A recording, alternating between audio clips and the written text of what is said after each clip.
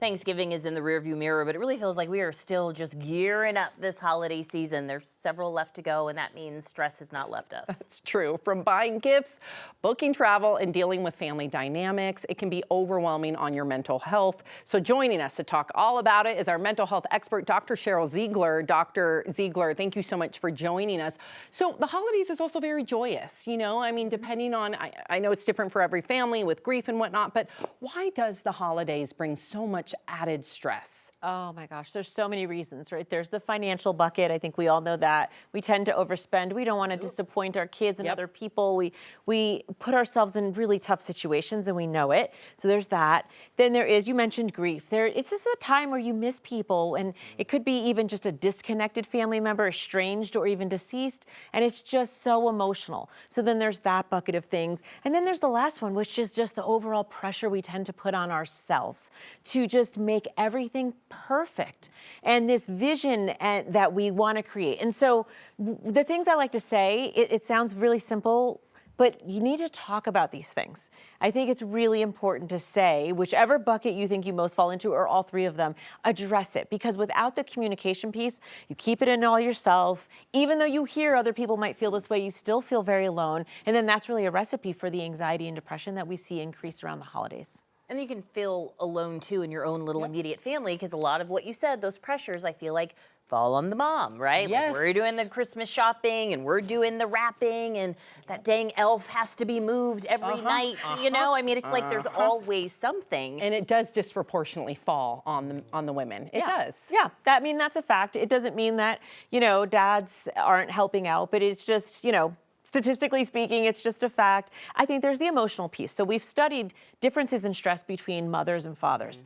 And fathers do experience actually higher levels of stress than they ever have before as well. But there's some qualitative differences. And one of them is just they don't hold on to it all day long. They tend to be able to compartmentalize it a little bit more. The problem with women is that we do tend to not ask for help, hold on to the stress, and we think about it and ruminate about it all throughout the day, so we kind of don't get a break from it. Men are a little bit better able to get some breaks from it and focus on other things, where we tend to be distracted by these stresses. So we need to delegate more. We need to ask for help, yes, and accept the help more. Yes. That's just one of the things. But the other thing is we need to adjust to these social pressures and our societal and cultural pressures. If you can't make the big dinner on your own, call it a potluck this year. Right? If you know you're not gonna be able to get certain gifts on the list, regardless of what age or stage your kid is at, start having some realistic expectations, conversations with them around that. Like, wow, that, whatever, that new Xbox, that probably would be really incredible. I don't know that, Santa's gonna be able to do that this year.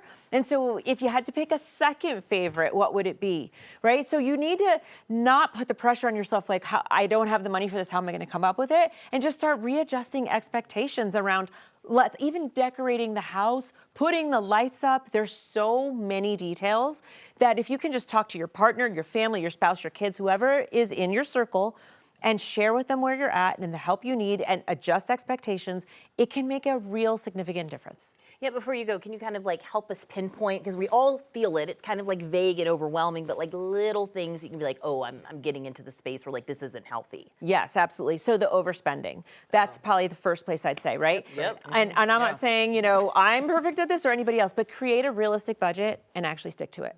Because all these little things, they add up here and there, right? So that's the first thing I'd say, is create the budget. The second thing I would say is make sure self-care is on the to-do list. Every single day. Self-care can be, you're gonna take a bath tonight. Self-care might be even, I wanna binge some show tonight while I wrap it. I actually don't want anybody around. Yes. Whatever self-care means, it doesn't have to cost money. You don't even maybe have to leave the house. Maybe you put a mask on and watch a show. Yeah. That could be self-care. Sounds amazing. That's right? literally my self-care. amazing. That's your self-care. Watching a show on the couch with the fireplace going. That's enough for me, by myself. Yep, exactly. Husband can join. Light a but candle. Kids gone. You know how you just said fireplace? I love that too. So light a fireplace if you have one. If you don't have a fireplace or whatever, just light a candle. The little things I said, put on a mask, maybe do your own nails. The little things that we have sitting around our house can be self-care, because what it says is, no, tonight I'm not gonna do X, Y, and Z for you, you, and you. I'm gonna do something for me. So that's something that I would say. And the third one, which I mentioned before, truly is if you're hosting some sort of big, big meal, ask for help. Ask for somebody to bring some side dishes or even the main dish and you'll do the sides. And maybe even they've got really pretty disposable things or compostable kind of plates. Like whatever it is, if you're like, I hate dishes, I don't mind cooking, but I want to do the dishes, then maybe we do something different, disposable or otherwise, you know? So smart. little things like that. Good. Really good stuff. I love it. Thank you Just so what we much. need to hear. I know. I'm getting some disposable plates today. Cyber Monday. Recyclable and that's all right. that. Yes, exactly.